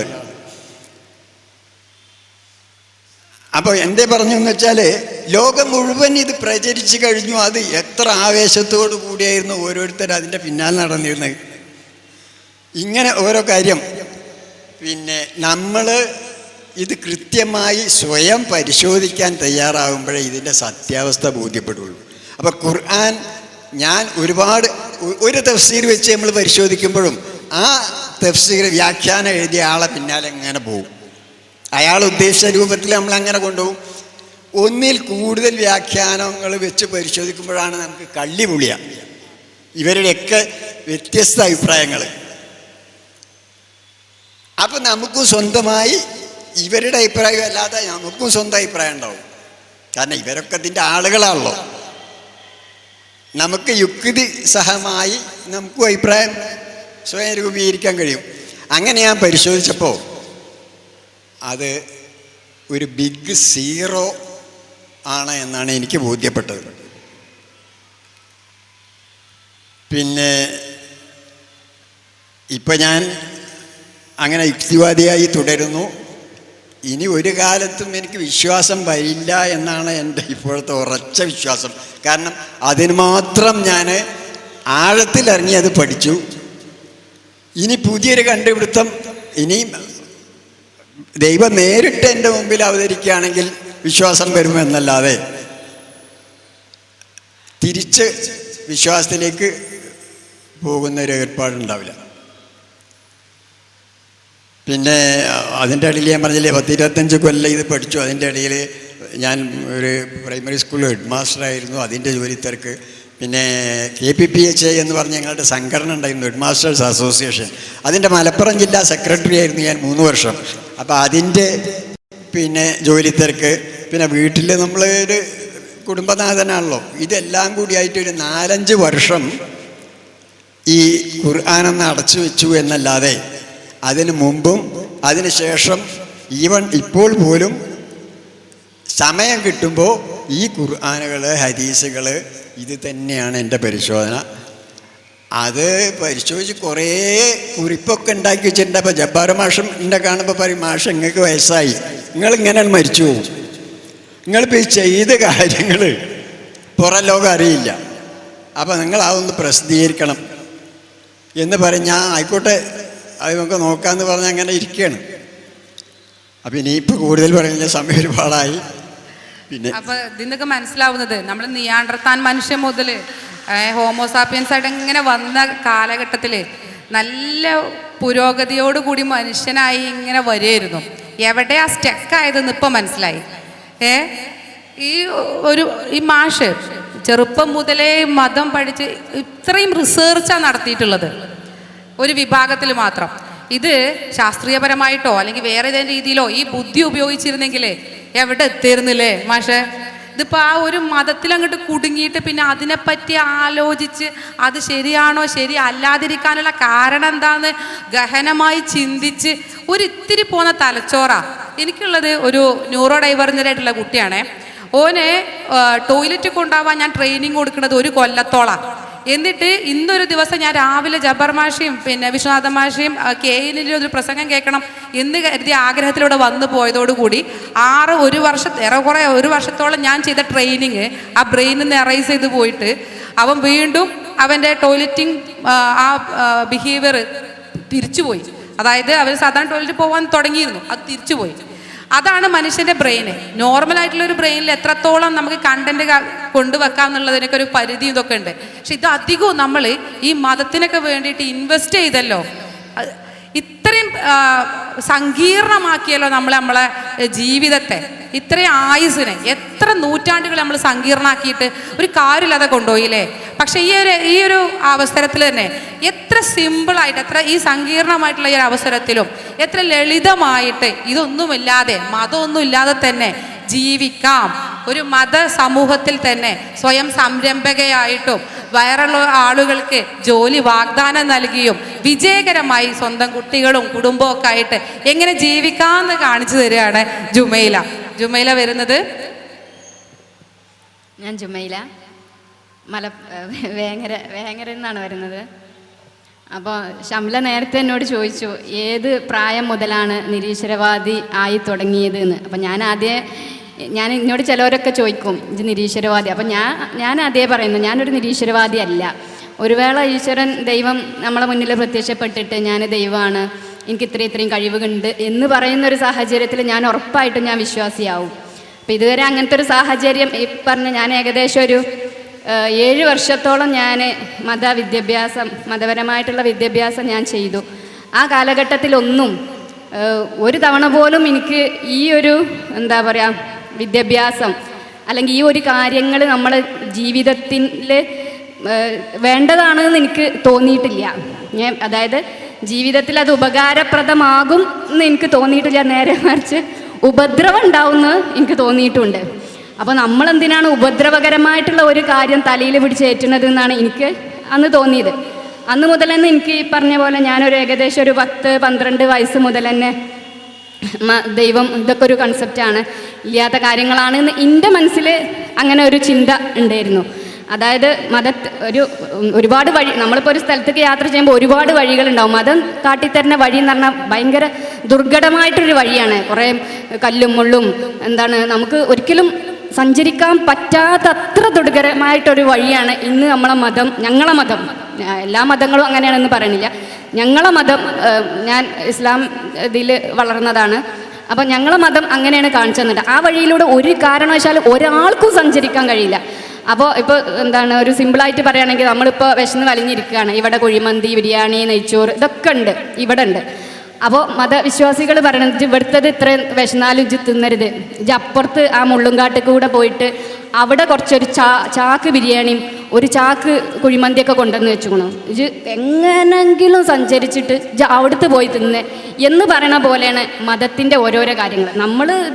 നമ്മൾ വളരെ ഞാൻ മനസ്സിലാക്കിയത് ഒരു ചെറിയൊരു ജീവിതം, നമ്മൾ മരിച്ചു പോയാൽ ഒരിക്കലും നമ്മളെ തലമുറ ഒരു 1-2 തലമുറ ചിലപ്പോൾ ഓർത്തും, വേറെ ആരും ഓർക്കില്ല. അപ്പോൾ വളരെ ചെറിയൊരു ജീവിതമാണ് നമുക്കുള്ളത്. ആ ജീവിതത്തിൽ ഒരുപാട് സന്തോഷങ്ങളും നമുക്ക് ഉണ്ട്. പക്ഷെ ഈ മതങ്ങളുടെ പേരിൽ ആ സന്തോഷങ്ങളെ ഫുള്ള് അങ്ങോട്ട് അടിച്ചമർത്താണ്. ഒരു രീതിയിലും മനുഷ്യൻ സഞ്ചരിക്കരുത്. അപ്പോൾ അതിൽ പ്രധാനപ്പെട്ടത് മതങ്ങൾ എക്കാലത്തും ഏറ്റവും എല്ലാ മതങ്ങളും കൂടെ എടുക്കുമ്പോൾ എല്ലാ മതങ്ങളിലെയും ഏറ്റവും നീചമായിട്ട് അല്ലെങ്കിൽ തിക്തമായിട്ട് അനുഭവിക്കുന്ന ഒരു വിഭാഗം എന്ന് പറഞ്ഞാൽ മുസ്ലിം സ്ത്രീകളാണെന്നാണ് എനിക്ക് തോന്നിയിട്ടുള്ളത്. കാരണം മുസ്ലിം സ്ത്രീകൾക്ക് ഈ പറഞ്ഞ ആ ചാക്ക് കുഴിമന്തി കിട്ടണമെങ്കിൽ ഒരുപാട് പ്രയാസമാണ്, ഒരിക്കലും നമുക്ക് കഴിയില്ലത്. ഇപ്പോൾ എനിക്ക് തോന്നിയിട്ടുള്ളത് ഞാനൊരു മത സമൂഹത്തിൽ ആണ് ജീവിക്കുന്നത്. അപ്പോൾ അവിടെ ഒരു 95% അല്ലെങ്കിൽ ഒരു 98% ആളുകളും വിശ്വാസികളല്ല. നല്ല ശതമാനം ആളുകൾ എന്താണ് അവിശ്വാസികൾ അല്ലെങ്കിൽ കപടവിശ്വാസികൾ. പിന്നുള്ളത് എന്താണെന്ന് വെച്ചാൽ വർഗീയവാദികൾ. അതായത് എൻ്റെ പക്ഷം ശരിയാണ്, അതിന് വേണ്ടിയിട്ട് വാദിക്കുക, അതിന് വേണ്ടിയിട്ട് തല്ലുകൂടുക, അതിന് വേണ്ടിയിട്ട് പ്രശ്നങ്ങൾ ഉണ്ടാക്കുക. പിന്നെ മതം ആവശ്യമുള്ള 2 വിഭാഗങ്ങൾ എന്ന് പറഞ്ഞാൽ, ഒന്ന് നമ്മളെ രാഷ്ട്രീയക്കാരാണ്. അവർക്ക് മതം നിർബന്ധമാണ് അവരുടെ നിലനിൽപ്പിന്. കാരണം പൊട്ടന്മാരായിട്ടുള്ളൊരു സമൂഹത്തെ ആണല്ലോ രാഷ്ട്രീയക്കാർക്ക് ആവശ്യം. അപ്പോൾ അതിൻ്റെ ഭാഗമായിട്ട് പൊട്ടന്മാരാക്കി കുറച്ച് ആളുകൾ അവർക്ക് ആവശ്യമുണ്ട്. അപ്പോൾ രാഷ്ട്രീയക്കാർ ഇത് നിലനിർത്താൻ വേണ്ടി പരമാവധി ശ്രമിക്കും. പിന്നുള്ളത് നമ്മുടെ പുരോഹിതന്മാരാണ്. അവരവരെ കഞ്ഞിക്കുള്ള വകക്കും വേണ്ടിയിട്ട് ഈ മതം നിലനിർത്തും. ഈ 2 വിഭാഗങ്ങളല്ലാത്ത സാധാരണക്കാരായ ആളുകൾക്ക് മതത്തിൻ്റെ ഒരു ആവശ്യമില്ല എന്ന് തന്നെയാണ് തോന്നുന്നത്. പിന്നെ ഈ പറഞ്ഞ നാടോടുമ്പോൾ നടുവേ ഓടണം എന്നുള്ളതാണ് രണ്ടാമത്. ഞാൻ ഇപ്പോൾ ഈ ഇതിൽ പറഞ്ഞു തിരുത്തിയ ജീവിതം. അപ്പോൾ ഞാൻ എല്ലാ കാര്യത്തിലും ആ തുടർച്ച തിരുത്തിയിട്ടുണ്ട്. ഇപ്പോൾ ഒരു യൂട്യൂബ് വീഡിയോ കാണുന്ന സമയത്ത് ഞാൻ അതിൻ്റെ കമൻറ്റ് ഇങ്ങനെ പോയി നോക്കും. അപ്പോൾ അതിൽ കമൻറ്റ് ഫുള്ള് പോസിറ്റീവായിരിക്കും. അയാൾ പറഞ്ഞത് ശരിയാണല്ലോ, അയാൾ പറഞ്ഞത് എന്താ തെറ്റ്. പക്ഷെ ഞാനിങ്ങനെ ആലോചിക്കുമ്പോൾ അയാൾ പറഞ്ഞത് ശരിയല്ല, അതല്ലല്ലോ ശരി. അപ്പം ഞാനിങ്ങനെ അതിൻ്റെ കമൻറ്റ് പോയി വായിക്കുമ്പോൾ ഒരു 100 കമൻറ്റ് ഉണ്ടെങ്കിൽ അതിൽ 98 അത് അങ്ങനെ ആണ് അല്ലെങ്കിൽ അങ്ങനെ ആവണ്ട എന്നുള്ളതാണെങ്കിൽ എൻ്റെത് നേരെ മറിച്ചായിരിക്കും എൻ്റെ അഭിപ്രായം. അത് എനിക്ക് ചെറുപ്പം തൊട്ടേ അങ്ങനെ ആണ്. അപ്പോൾ ഞാൻ പിന്നെ എൻ്റെ ലൈഫിൽ ഞാൻ വെറുതെ ഒരു കാര്യത്തെക്കുറിച്ച് എനിക്ക് ചെയ്യാൻ പറ്റുന്ന ഒരു കാര്യത്തിൽ ഞാൻ ആശയപരമായിട്ട് വിശ്വസിച്ചു. അപ്പോൾ മതം എനിക്ക് ആഗ്രഹം ഉണ്ടെങ്കിൽ പോലും എനിക്കത് ചെയ്യാൻ കഴിയില്ല. കാരണം എന്നെക്കൊണ്ട് കഴിയില്ല. പിന്നെ കഴിയാത്ത കാര്യം ഞാൻ എന്തിനാണ് അത്രയും റിസ്ക് എടുത്ത് ചെയ്യണത് എന്നുള്ളതാണ്. അപ്പോൾ ഇതൊക്കെ ഇപ്പോൾ നമ്മൾ കണ്ടു നേരത്തെ ഇവിടെ ഒരു ചെറിയ ആശയപരമായിട്ടുള്ള ഒരു ഭിന്നത നമ്മൾ കണ്ടു. അപ്പോൾ മനുഷ്യനെല്ലാം ആശയപരമായിട്ട് വിഭിന്നരാണ്. ഒരാൾ മനസ്സിലാക്കിയ രീതി ആവില്ല വേറൊരാൾ മനസ്സിലാക്കിയിട്ടുണ്ടാവുക. അപ്പോൾ നമ്മൾ മനസ്സിലാക്കിയ കാര്യം മറ്റൊരാളോട് പറയാൻ ശ്രമിക്കുമ്പോൾ അയാൾക്കൊരിക്കലും അത് മനസ്സിലാവില്ല. പിന്നെ അവിടെ തല്ലാണ് ഉണ്ടാവുക. ഞാൻ ഇന്നേ വരെ മതഭക്തരോട് ഞാൻ സംസാരിച്ചിട്ട് പിന്നെ ഇപ്പോൾ ഒരു മതവാദി നമ്മളോട് വന്നിട്ട് സംസാരിക്കുകയാണ്, മതം അങ്ങനെയാണ് ഇങ്ങനെയാണ്, എനിക്കൊരിക്കലും അത് അക്സെപ്റ്റ് ചെയ്യാൻ കഴിയില്ല. നേരെ മറിച്ചും അയാൾക്കും അത് അക്സെപ്റ്റ് ചെയ്യാൻ കഴിയില്ല. അപ്പം ഞാൻ എൻ്റെ ജീവിതത്തിൽ നിന്ന് മനസ്സിലാക്കിയിട്ടുള്ളത് ഈ വിശ്വാസം എന്ന് പറഞ്ഞാൽ നമ്മളിപ്പോൾ ജീവിക്കുന്നത് അതൊരു തിരിച്ചറിവാണ്, ഒരു അറിവാണ്. വെറും അറിവല്ല, അതൊരു തിരിച്ചറിവാണ്. ആ തിരിച്ചറിവ് കിട്ടിയ ആളുകൾ ഭാഗ്യവാന്മാരാണ്. അപ്പോൾ അവരെ ലൈഫ് സന്തോഷത്തോടെ സമാധാനത്തോടെ ജീവിക്കാൻ ശ്രമിക്കുക. അല്ലാതെ മതത്തിൻ്റെ ആളുകളെ തിരുത്തിയിട്ടോ ഇതാക്കിയിട്ടോ ഒരു കാര്യമില്ല. പിന്നെ നമുക്ക് മതം വേണ്ട, ജീവിക്കാൻ വേണ്ടല്ലോ മതം. അത് വേണ്ടാന്ന് നമുക്ക് ഇപ്പോൾ എന്നെ സംബന്ധിച്ച് ഞാൻ ഈ പറഞ്ഞ ഒരു മുസ്ലിം കൾച്ചറിൽ വളർന്ന് മുസ്ലിം ഭൂരിപക്ഷ പ്രദേശത്ത് ജീവിക്കുന്ന ഒരാളെ സംബന്ധിച്ച് മതം ഇല്ലെങ്കിൽ പോലും ആ ഒരു കപടമായിട്ട് അത് കൊണ്ടു നടക്കലൊരു ആവശ്യമാണ്. അപ്പോഴും എനിക്കെൻ്റെ എത്തിക്സിനെതിരായിട്ടുള്ള കാര്യങ്ങൾ ഞാൻ ചെയ്യൂല എന്നുള്ളതായിരുന്നു. അപ്പോൾ അതിന് ഞാൻ ആദ്യം വേണ്ടത് ഒരു സ്വയം നിലനിൽപ്പാണ് എനിക്കവിടെ അത്യാവശ്യമായിട്ട് വന്നത്. അതായത് ഫിനാൻഷ്യലി ഒരു നിലനിൽപ്പ്, അത് ഞാൻ എൻ്റെ കഠിനാധ്വാനം കൊണ്ട് ഞാൻ നേടിയെടുത്തു. പിന്നെ മെൻ്റലി ഉള്ള ഒരു നിലനിൽപ്പ്. നമ്മളിപ്പോൾ എത്രയൊക്കെ നമ്മളടുത്ത് പൈസ ഉണ്ടെങ്കിലും നമ്മൾ സമൂഹത്തിനെ പേടിക്കാൻ തയ്യാറായിട്ടുണ്ടെങ്കിൽ നമ്മളെ പേടിപ്പിക്കാൻ ഒരുപാട് ആളുകളുണ്ടാവും. അപ്പോൾ സാമൂഹികമായിട്ട് മാനസികമായിട്ട് ഒരു പക്വത വരണം. ഒരാൾ നമ്മളോട് ആരടാന്ന് ചോദിച്ചാൽ നീ പോടാന്ന് പറയാനുള്ള ഒരു തൻ്റെ ഇടം നമുക്കുണ്ടെങ്കിൽ ഒരാളും നമ്മളെ മതത്തിൻ്റെ പേരിലോ എനിക്കെൻ്റെ സമൂഹത്തിൽ നിന്ന് ചെറിയ പ്രായത്തിലൊക്കെ എനിക്ക് ഒന്നാമത് ഞങ്ങളെ വീട്ടിൽ ഒരു മതപരമായിട്ടുള്ള ഒരു ഫാമിലി അല്ലായിരുന്നു എന്നല്ല, എൻ്റെ ഉപ്പയൊക്കെ കുറച്ചൊരു യുക്തിപരമായിട്ടുള്ള ഒരു ആശയമുള്ള ഒരാളായിരുന്നു. അപ്പോൾ അതുകൊണ്ട് തന്നെ എനിക്ക് ആ ഒരു രീതിയായിരുന്നു കുറേ കൂടി ഒരു ഉമ്മയും ഉപ്പിയൊക്കെ അത്ര അങ്ങോട്ട് ഭയങ്കര ഭക്തിയല്ല. അപ്പോൾ ആൺ പെൺ വ്യത്യാസങ്ങളില്ലാതെയാണ് ഞാനൊക്കെ വളർന്നത്. പക്ഷേ നമ്മൾ സമൂഹത്തേക്ക് ഇറങ്ങുമ്പോൾ ഈ പറഞ്ഞ പോലെ ഭയങ്കര വ്യത്യസ്തരാണല്ലോ. സ്ത്രീ എന്ന് പറഞ്ഞാൽ അങ്ങേയറ്റം ഒതുങ്ങി ഒരു എന്താ പറയുക, ഒരു പുഴുവിൻ്റെ പോലുള്ളൊരു അത്ര പോലും ഇല്ലാത്ത ഒരു സംഭവം, അത്രയുള്ള ഒരു സ്ത്രീ. അപ്പം ഞാൻ സമൂഹത്തേക്ക് ഇറങ്ങിയപ്പോൾ ഇപ്പോൾ എൻ്റെ ഉമ്മാൻ്റെ വീട്ടിലൊക്കെ ചെല്ലുമ്പോൾ ഞങ്ങളങ്ങനെ വിമർശിക്കുമായിരുന്നു. ഒപ്പം ഉമ്മാനെയും വിമർശിക്കും. എങ്ങനെ മക്കളെ വളർത്തിക്കണേ, അങ്ങനെയാണ് ഓല് ഇരിക്കണത് കണ്ടില്ലേ, ഓല് നിൽക്കുന്നത് കണ്ടില്ലേ, ഓല് ഡ്രസ്സ് എന്ന് പറയുമ്പോൾ നമ്മളൊരു ബിക്കിനിയോ അല്ലെങ്കിൽ മറ്റുള്ള ഒന്നുമല്ല, നോർമൽ നമ്മൾ ഇടുന്ന ഡ്രസ്സാണ്. അപ്പോൾ ഇതിനൊക്കെ ഇങ്ങനെ ഇതിങ്ങനെ കേട്ടുകൊണ്ടിരിക്കണം. അപ്പോൾ പക്ഷേ ഇന്നിപ്പോൾ ഞാനിപ്പോൾ ഏത് രീതിയിൽ ഞാൻ ചെന്നാലും എൻ്റെ കുടുംബത്തിലോ നാട്ടുകാരോ ആരും എന്നെ ഒറ്റപ്പെടുത്താറില്ല. ഞാനിപ്പോൾ ഇപ്പോൾ കഴിഞ്ഞ ദിവസം എന്നല്ല, കുറച്ച് മുന്നേ നമ്മൾ നബിദിനത്തിന് മദ്രസിൽ നിന്ന് നമുക്ക് ചോറൊക്കെ കിട്ടും. അപ്പോൾ ഞാൻ കുട്ടികളെ വിട്ടിട്ട് അത് മേടിച്ചോണ്ടാൻ ശ്രമിച്ചപ്പോൾ എൻ്റെ ആങ്ങളെ വെച്ചു പിന്നെ നിരീശ്വരവാദിയല്ലേ, എന്നിട്ട് പിന്നെ മദ്രസത്തൊക്കെ തിന്നോന്നു. അപ്പോൾ ഞാൻ പറഞ്ഞു എനിക്കങ്ങനെ ഒരു ഇതിനോട് ആശയത്തോട് എനിക്കൊരു എതിർപ്പൊന്നുമില്ല. ഞാൻ പോലെ നല്ല ഭക്ഷണം തന്നാൽ അവിടെ നിന്നും, പള്ളിയിൽ നല്ല ഭക്ഷണം തന്നാൽ അവിടെ നിന്ന്, അമ്പലത്തിൽ നിന്ന് അവിടെ നിന്നും കിട്ടുന്നു. എനിക്കങ്ങനെ ഒരു വിരോധങ്ങളൊന്നുമില്ല. നല്ലത് ഏത് മതത്തിലാണെങ്കിലും ആ നല്ല ആശയങ്ങളെ, നല്ല മതത്തിലെ ഏറ്റവും നല്ല ആശയങ്ങൾ എന്ന് പറഞ്ഞാൽ ഞാൻ ഈ ആഘോഷങ്ങളാണ് ഞാൻ കണ്ടിട്ടുള്ളത്, മതപരമായിട്ടുള്ള ആഘോഷങ്ങളെ. പക്ഷെ ഇപ്പോഴും ഇസ്ലാം മതത്തെ സംബന്ധിച്ച് ആ ആഘോഷങ്ങൾ പോലും സ്ത്രീകൾക്ക് വിലക്കിയിട്ടുള്ളതാണ്. ഇപ്പോൾ ഒരു പരിപാടിക്കാണെങ്കിലും ഒരു ഇപ്പോൾ നമ്മൾ പുരോഹിതന്മാരൊക്കെ കുറേ പരിപാടികൾ നമ്മൾ ഇതിലൊക്കെ കാണും, അതിലൊന്നും ഒരു ലേഡി പോലും അതിലുണ്ടാവില്ല.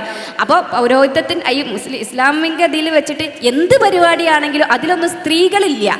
സ്ത്രീകൾ ഈ പറഞ്ഞ സംഭാവന കൊടുക്കാൻ അത്യാവശ്യമുള്ളതുകൊണ്ട് വയലും കാര്യങ്ങൾക്കൊക്കെ സ്ത്രീകളെ അവർ വിളിക്കും അത്ര. അപ്പോൾ അതുകൊണ്ട് തന്നെ മതം ഒരിക്കലും ഒരു ആവശ്യ ഘടകമാണെന്ന് എനിക്ക് തോന്നിയിട്ടില്ല. അതുകൊണ്ട് തന്നെ ഞാൻ എൻ്റെ മക്കൾക്കും ഞാനത് കൊടുത്തിട്ടില്ല. അപ്പോൾ എൻ്റെ അമ്മയും ഇവരൊക്കെ പറയലുണ്ട്, ജോ അങ്ങനെ ആയിപ്പോയി, എന്നാൽ പിന്നെ ആ മക്കൾക്കെങ്കിലും അവർക്ക് ആ വിദ്യാഭ്യാസം കൊടുക്കുമെന്ന് പറയുമ്പോൾ ഞാൻ പറയും, നിങ്ങൾ ഇത്രയും എല്ലാ മക്കളും ഇത്രയും പഠിപ്പിച്ചോ, ആരെങ്കിലും നന്നായോ? ആരും ഇല്ലല്ലോ. അപ്പോൾ എൻ്റെ മക്കൾ ഇനി ഒരു 18 വയസ്സ് അവർക്ക് പ്രായപൂർത്തി എത്തിയതിന് ശേഷം അവർ പറയാണ്, ഞങ്ങൾക്ക് ഈ മതം നോക്കുമ്പോൾ അതാണ് നല്ലതെന്ന് ഞങ്ങൾക്ക് തോന്നണു എന്ന് അവർ പറയുമ്പോൾ ഞാൻ പൂർണ്ണ സ്വാതന്ത്ര്യം കൊടുക്കും അവർക്ക്. ആയിക്കോട്ടെ, നിങ്ങളതിക്ക് പോയിക്കോളും എന്നേ പറയാം. പക്ഷെ ഈ കുഞ്ഞ് മനസ്സിലുണ്ടല്ലോ മറ്റുള്ളവരുടെ ആശയങ്ങൾ നിറക്കണ ഒരു സംവിധാനം നിർത്തണം എന്നുള്ളതാണ് എനിക്ക് എന്നും തോന്നിയിട്ടുള്ളത്. അതുപോലെ തന്നെ ഭരണഘടന, ഇന്ന് നമ്മൾ രാജ്യം എന്ന് പറഞ്ഞാൽ ഒരു ജനാധിപത്യ രാജ്യമാണ്. ആ രാജ്യത്ത് ജനാധിപത്യ രാജ്യത്ത് മതത്തിൻ്റെ ഒരു ആവശ്യമില്ല. പക്ഷെ ഇന്നും നമ്മളെ ഭരണഘടന മതത്തിൻ്റെ ഒരു രീതികളാണ്, പ്രത്യേകിച്ചും ഇസ്ലാം മത പ്രകാരമാണ് പല നിയമങ്ങളും ഇന്നും ഫോളോ ചെയ്യുന്നത്. ഞാനൊക്കെ സത്യം പറഞ്ഞാൽ എൻ്റെ പേഴ്സണൽ ലൈഫ് ഞാൻ ഇവിടെ പറയുകയാണെങ്കിൽ നിങ്ങൾക്ക് എങ്ങനെ എടുക്കുമെന്ന് എനിക്കറിയില്ല. അത്രത്തോളം മതത്തിൻ്റെ ഒരു തിക്താനുഭവം, വിവാഹത്തിലായിക്കോട്ടെ എല്ലാ കാര്യത്തിലും മതത്തിൻ്റെ ഒരു തിക്ത ഫലം അനുഭവിച്ച ഒരാളാണ്. പക്ഷെ അനുഭവിച്ച് നശിക്കേണ്ട നശിക്കുമായിരുന്ന ഒരു ലൈഫാണ് എൻ്റെ അതൊക്കെ. പക്ഷെ ഞാൻ എൻ്റെ ഒരു കഠിന പ്രയത്നം കൊണ്ടും ഒരു ഭാഗ്യം കൊണ്ടും കഴിവ് കൊണ്ടൊക്കെ ഞാനങ്ങനെ അതൊക്കെ ഒഴിവാക്കി എൻ്റെതായിട്ടുള്ള മാത്രം കഴിവുകൊണ്ട് ഞാൻ ഈ നിലയിലെത്തി. അപ്പോൾ ഇന്നിപ്പോൾ ഞാൻ എൻ്റെ സമൂഹത്തിലോ എൻ്റെ പള്ളിക്കമ്പനി, ഞാനിപ്പോഴും പള്ളിക്കൊക്കെ സംഭാവന കൊടുക്കലുണ്ട്. അവിടെ നിന്ന് എന്തെങ്കിലും വല്ല ഇറച്ചിയോ മീനോ ഒക്കെ കിട്ടുകയാണെങ്കിൽ എനിക്ക് കൊണ്ടുവന്നരലുണ്ട്, ഒക്കെ ചെയ്യലുണ്ട്. ഞാനതൊന്നും സ്വീകരിക്കലില്ല. അപ്പോൾ ചിലവരൊക്കെ എന്നോട് ചോദിക്കും, ഞാനിങ്ങനെ സംസാരിക്കുമ്പോൾ ചിലവരെന്നോട് ചോദിക്കും, അപ്പോൾ ഞാൻ ചോദിക്കട്ടെ, നിങ്ങളെങ്ങനെ മരിച്ചു പോയാൽ എന്നെ എവിടേക്കാണ് പിന്നെ മറ ചെയ്യാം എങ്ങനെയെന്ന് ചോദിക്കും. അപ്പം ഞാൻ പള്ളിക്ക് കൊണ്ടുപോകാൻ പറ്റും, പള്ളിയിൽ എന്നെ ബഹിഷ്കരിച്ചാലോ അപ്പം ഞാൻ പറയും, മരിച്ചു കഴിഞ്ഞാൽ പിന്നെ മറ്റുള്ളവരാവശ്യമാണല്ലോ നമ്മളെ കൊണ്ടുപോവലേ. ഞാനിപ്പോൾ അവിടെ കിടന്നു, എനിക്ക് വല്ല ബുദ്ധിമുട്ടുണ്ടാ, ഞാൻ എന്തായാലും മണ്ണായി പോകാനുള്ള ഒരാൾ, അത് വേറുള്ളവരാവശ്യമാണ്. അപ്പോൾ ആ കാര്യത്തിലൊന്നും പേടില്ല. അപ്പം ഇങ്ങനെ ഒരാൾ ചോദിക്കുമ്പോൾ നമുക്ക് അതിനെ അയ്യോ ശരിയാണല്ലോ, ഞാൻ മരിച്ചാൽ ഇപ്പം എന്ത് ചെയ്യോ എന്ന് ചിന്തിക്കാത്ത ഒരു തൻ്റെ ഇടം നമുക്ക് ഉണ്ടായിരുത്ത ഒരു മതത്തിൻ്റെ ആവശ്യമില്ല എന്നാണ് എനിക്ക് തോന്നിയിട്ടുള്ളത്. നമുക്ക് നൂറിനെയും അതേപോലെ തന്നെ ജുമൈലിനെയൊക്കെ പ്രോത്സാഹിപ്പിക്കേണ്ടതും അവരെ സ്നേഹപൂർവ്വം അവർ പറയുന്ന വാക്കുകൾ കേൾക്കേണ്ടതിൻ്റെ ഒരു ആവശ്യം എന്ന് പറയുന്നത് അവരോട് തന്നെ നീതി പുലർത്തുന്നു, സത്യസന്ധരാകുന്നു എന്നുള്ളതുകൊണ്ടാണ്. നമ്മൾ പലരും നമ്മുടെ സമൂഹത്തിൽ കണ്ടിട്ടുള്ളത് ഈ സമുദായത്തിൽ ജീവിക്കാനും സ്വസ്ഥമായിട്ട് ജീവിക്കാനും നമ്മുടെ സൗകര്യം നഷ്ടപ്പെടാതിരിക്കാനും വേണ്ടി മത ആചാരങ്ങളോടും മതത്തിനോടും കൂട്ടുപിടിച്ച് ജീവിക്കുന്ന ആളുകളെ നമ്മൾ കാണുന്നത്. ഇവരോട് നമുക്ക് തീർച്ചയായിട്ടും പറയാം, അവർ സ്വയം സത്യസന്ധരാണ്, അവർ സ്വയം നീതി പുലർത്തുന്നു, അതുകൊണ്ട് സമാധാനപരമായിട്ട് തന്നെ മുന്നോട്ട് ജീവിക്കുക എന്നുള്ളത്. ഇതേ അവസരത്തിൽ തന്നെ ഞാൻ അബ്ദുൽ ഖാദറിനോട് ചോദിക്കാൻ ആഗ്രഹിക്കുകയാണ്. ഇപ്പം മൊയ്യാരത്ത് ശങ്കരൻ മുതൽ നമ്മളെ കൃഷ്ണപിള്ള, നമുക്ക് നമ്മുടെ ചരിത്രം, കേരള ചരിത്രം തന്നെ പുറകിലേക്ക് നോക്കിയാൽ മനസ്സിലാവും. വളരെ വ്യക്തിപരമായിട്ടും അവർ വ്യക്തിശുദ്ധതയോടുകൂടിയും അവരെ ചെയ്യുന്ന കാര്യങ്ങൾക്ക് നമുക്ക് ഇപ്പോൾ ആലോചിച്ചാൽ പോലും അത് വ്യക്തമായിരുന്നു, ശരിയായിരുന്നു എന്ന് തോന്നുന്ന രീതിയിലാണ് അവർ വിപ്ലവം, നവോത്ഥാനം കേരളത്തിലേക്ക് കൊണ്ടുവന്നിട്ടുള്ളത്. അത് ഇസ്ലാം മതത്തിലെ കാര്യങ്ങളും നമ്മൾ പറയുന്നത്. അതേസമയം അത് കേരളത്തിൽ നിലനിന്നിരുന്ന ജാതി മത വ്യവസ്ഥകളോട് അവർ കലഹിച്ചുകൊണ്ട് അവർ സമൂഹത്തിലേക്ക് നൽകിയ ആശയം അല്ലെങ്കിൽ അവർക്ക് മെസ്സേജ് എന്ന് പറയുന്നത് ശുദ്ധതയുടെ നല്ല, ഇപ്പോൾ ആലോചിച്ചാൽ പോലും നമുക്ക് നോക്കിയാൽ പോലും അതിനൊരു വ്യക്തതയുണ്ട്. അവർ രാവിലെ പറയുന്ന കാര്യങ്ങൾ വൈകുന്നേരം മാറ്റി പറയേ അല്ലെങ്കിൽ രണ്ടാമത്തെ ദിവസം മാറ്റി പറയുക ചെയ്തിട്ടില്ല. പക്ഷെ ഇപ്പോൾ നമ്മൾ കണ്ടുവരുന്നത് നമുക്ക് ഇസ്ലാം മത വിമർശനം എന്നതൊരു മാർക്കറ്റിംഗ് ആണ്. വളരെയധികം മോശമായ ഭാഷ ഉപയോഗിച്ചുകൊണ്ടും വളരെയധികം ആർക്കും അംഗീകരിക്കാൻ പറ്റാത്ത രീതിയിൽ അത് മാർക്കറ്റ് ചെയ്യാൻ വേണ്ടിയിട്ട് എന്തും ചെയ്യാനും വേണ്ടിയിട്ട് ഇറങ്ങി തിരിച്ച ആളുകളാണ്. ഇവർ മുന്നോട്ട് വെക്കുന്ന ആശയം ആണ് സമൂഹം കാണുന്നത്. ഈ കാണുന്ന ആശയത്തിൻ്റെ പുറകെ പറ്റിയിട്ടാണ് ഞങ്ങൾ ഇത്രയും കഷ്ടതകൾ സഹിച്ചുകൊണ്ടുള്ള ഈ സ്ത്രീകളടക്കം കൂടെ വരേണ്ടത്.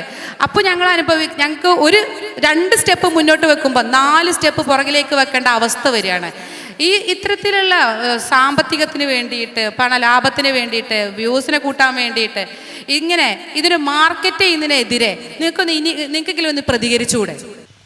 സത്യം പറഞ്ഞാൽ ഇപ്പോൾ പറഞ്ഞതാണ് പോയിന്റ്. കാരണം ഇസ്ലാം കൊണ്ട് അല്ലെങ്കിൽ മതം കൊണ്ട് നമ്മുടെ സാമൂഹിക സാഹചര്യം കൊണ്ട് ഒരുപാട് പേർ പ്രശ്നങ്ങൾ അനുഭവിക്കുന്നുണ്ട്. അതായത് ദുർബലർ ഒരു സമൂഹത്തിൽ, ഇസ്ലാമിനെ കൊണ്ടുള്ള ഏറ്റവും കുഴപ്പം ആ സമൂഹത്തിൽപ്പെട്ട ദുർബലരാണ്, പ്രത്യേകിച്ച് സ്ത്രീകൾ. അപ്പോൾ ആ ഇസ്ലാമിനെ ഇല്ലാതാക്കണം. പക്ഷെ അത് ഇല്ലാതാക്കേണ്ട സമയത്ത് നമ്മൾ അങ്ങനെ ഒരു മുന്നേറ്റത്തെ ഒറ്റുകൊടുക്കുന്ന അല്ലെങ്കിൽ അതിനെ വേറൊരു രീതിയിൽ കൊണ്ടുപോകുന്നതും നമുക്ക് തീർച്ചയായിട്ടും അംഗീകരിക്കാൻ പറ്റില്ല.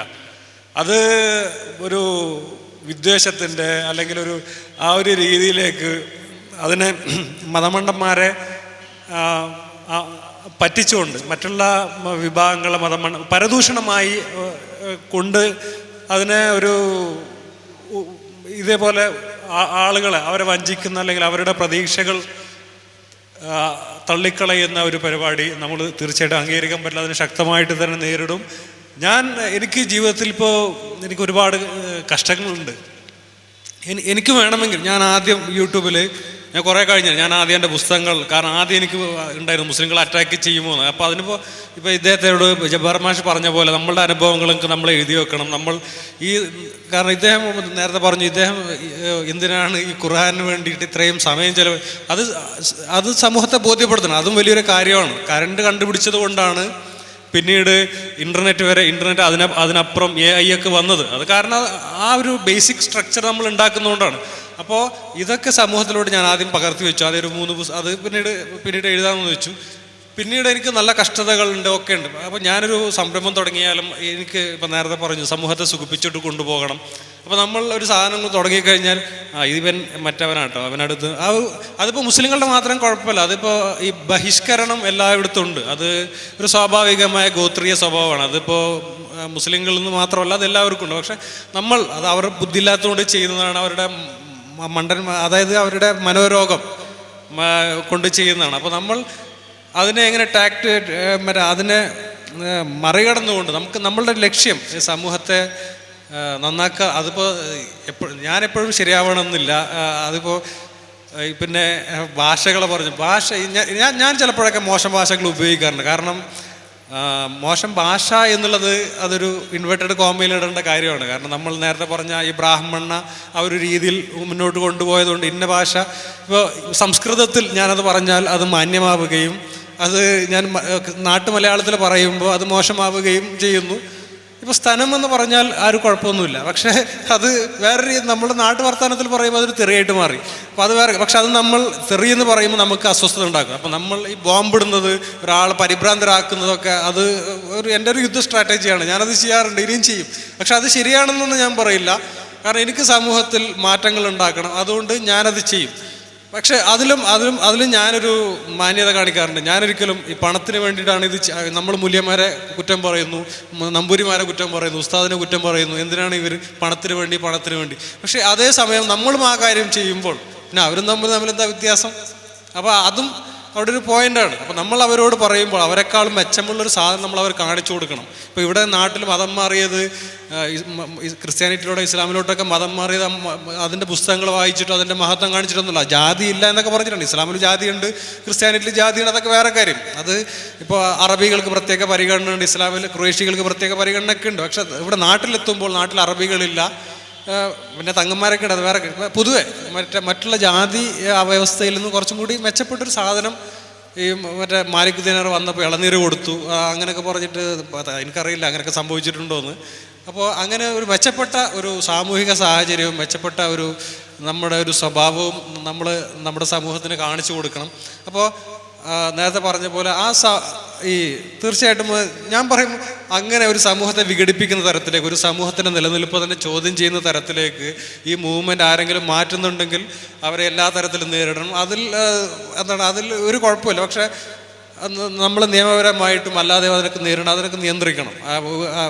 ചിലരൊക്കെ പറയും, എന്നോട് പറഞ്ഞിട്ടുണ്ട്, എനിക്ക് ഇലക്ഷനിൽ നിൽക്കാൻ ആഗ്രഹമുണ്ട്, അതുകൊണ്ട് എനിക്ക് ഇന്ന രാഷ്ട്രീയ പാർട്ടിയിൽ നിൽക്കാൻ ആഗ്രഹമുണ്ട്, MLA ആവാൻ ആഗ്രഹമുണ്ട്, അതുകൊണ്ട് ഞാനിതൊക്കെ ചെയ്യുന്നു. പക്ഷെ അത് എനിക്കൊരിക്കലും അംഗീകരിക്കാൻ പറ്റില്ല എന്ന് പറഞ്ഞുകൊണ്ട് കാരണം ഇത് നമ്മൾ ചെയ്യുന്ന എനിക്ക് മനസ്സംതൃപ്തിക്ക് വേണ്ടിയിട്ട് ചെയ്യുന്നതാണ് ഞാൻ. കാരണം ഞാൻ 2 വർഷമായിട്ട് ഒരു പ്രോഗ്രാമിങ് ഒരു ആപ്പ് ഉണ്ടായിക്കൊണ്ടിരിക്കുകയാണ്.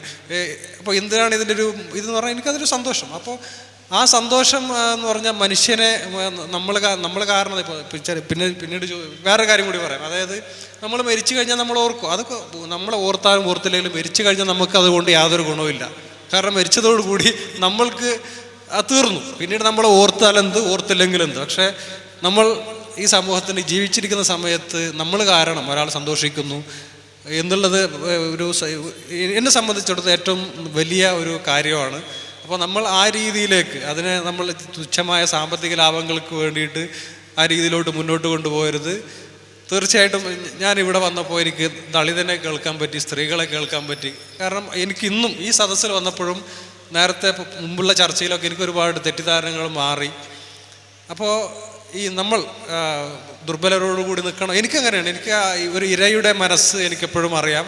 കാരണം ഞാൻ ഒരുപാട് ഇരയായിട്ടുള്ളതാണ്. അപ്പം ഞാനെപ്പോഴും ഇരകളോടൊപ്പം നിൽക്കും. മറ്റേ ഈ വേട്ടക്കാരോടൊപ്പം നിൽക്കുന്ന ഇരവാദക്കാരെ ആൾക്കാരെ നമ്മൾ തുറന്നു കാണിക്കണം എന്നും പറയണം. പിന്നെ വേറൊരു കാര്യം കൂടി പറയാം. ഇത് മരിച്ചാൽ ഇപ്പോൾ ഞാൻ ഒരു പെരിച്ചാഴിയെയും ഒരു പൂച്ചയെയും ഞാൻ മറവ് ചെയ്തിട്ടുണ്ട് 2 വർഷത്തിനിടയ്ക്ക്.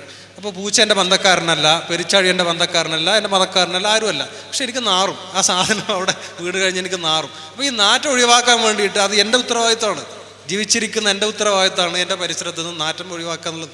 അത് പ്രകൃതി നമുക്ക് ഉണ്ടാക്കിയിട്ടൊരു സംവിധാനമാണ്. അതുകൊണ്ട് നമ്മൾ മരിച്ചു കഴിഞ്ഞാൽ എന്തെന്നുള്ളത് നമുക്ക് ടെൻഷൻ അടിക്കേണ്ട ഒരു കാര്യമില്ല. മരണമെന്ന് പറയുന്നത് ശരിക്കും പറഞ്ഞാൽ അതാണ് ഏറ്റവും വലിയ സ്വർഗം. ടെൻഷനില്ല ജീവിതത്തിൽ, യാതൊരു ടെൻഷനില്ലാത്ത കാര്യമാണ്. അപ്പോൾ മരിച്ചാൽ അങ്ങനെ ഭയപ്പെടേണ്ട ഒരു കാര്യമില്ല. അത് അതാണ് ഇവർ മരിച്ചാൽ എന്തെന്ന് പറഞ്ഞിട്ട് ഇങ്ങനെ വെറുതെ ഭയപ്പെടുത്തുന്നതാണ്. പോരെ, എല്ലാം അനുസരിക്കുന്ന ഒരു ജനവിഭാഗമാക്കി മാറ്റുക എന്നുള്ളതല്ലല്ലോ നമ്മളെ ഉദ്ദേശം. അതൊരു ഭരണകൂടത്തിൻ്റെ ഒരു തത്വമാണ്, എല്ലാം അനുസരിക്കുന്ന ഒരാളുകളാവുക എന്നുള്ളത്. നമുക്ക് അനുസരണയില്ലാത്ത ചിന്തിക്കാൻ കഴിവുള്ള ഒരു വലിയ സമൂഹം ഉണ്ടാവുക എന്നുള്ളതാണ്. നമുക്ക് സമയം ഇവിടെ തീർന്നു, പരിമിതി വന്നു. തുടർച്ച തിരുത്തിയ ഈ മനസ്സുകൾ എന്ന ഈ ചർച്ച തുടരും, ഇവിടെ അവസാനിക്കില്ല. മാറ്റങ്ങൾ കൊണ്ടുവരാൻ മനുഷ്യനെ കഴിയൂ. മനുഷ്യൻ മാറിക്കൊണ്ടേയിരിക്കും. എന്നാൽ ഈ തുടർച്ച തിരുത്തിയ ഈ മനസ്സുകൾക്ക് മാറ്റം ഉണ്ടാവില്ല എന്നുള്ളത് നമുക്ക് മനസ്സിലായി. അതായത് അവർ അടിയുറച്ച് മനസ്സിലാക്കിയ ശേഷമാണ് ഈ മാറ്റം. നമുക്ക് ഇതിലുള്ള പോരായ്മകളും ഇനി മാറ്റേണ്ട കാര്യങ്ങളും എല്ലാം നമുക്ക് തുറന്നാണ് ഇപ്പം നമ്മൾ ചർച്ച ചെയ്തത്. ആരെയും ഭയമില്ല. സ്ത്രീകളടക്കം ഭയമില്ലാതെ സംസാരിക്കുമ്പോൾ പിന്നെ അതൊരു പ്രോത്സാഹനം തന്നെയല്ലേ. അപ്പം നമുക്ക് ഈ തുടർച്ച തിരുത്തിയ ഈ മനസ്സുകൾ ഇനിയും തുടരും. നമുക്ക് ഇനിയും ഇത്തരത്തിലുള്ള ചർച്ചകൾ തുടർന്നും കാണാനാവും. ഞങ്ങളൊക്കെ ഇവിടെ തന്നെ ഉണ്ടാവും, നിങ്ങളും ഉണ്ടാവണം. എല്ലാവർക്കും ഒരുപാട് നന്ദി, നമസ്കാരം.